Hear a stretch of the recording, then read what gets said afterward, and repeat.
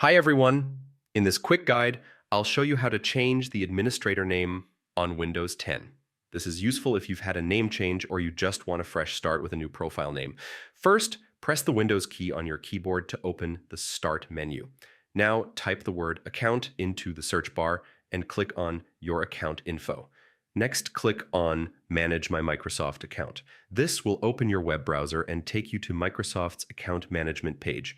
Once you're on the Microsoft website, select the Your Info tab at the top. This is where you can view and edit your personal details. Here, you'll see an option called Edit Name. Click it to start updating your administrator name.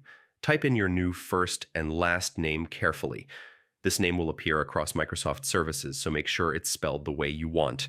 To confirm the change, you'll need to complete a CAPTCHA check. Simply enter the characters shown on screen. Once you've entered the CAPTCHA correctly, click Save. Your administrator name will now be updated, and that's it. You've successfully changed the administrator name on your Windows 10 account. If this tutorial helped you, be sure to check out my other Windows tips.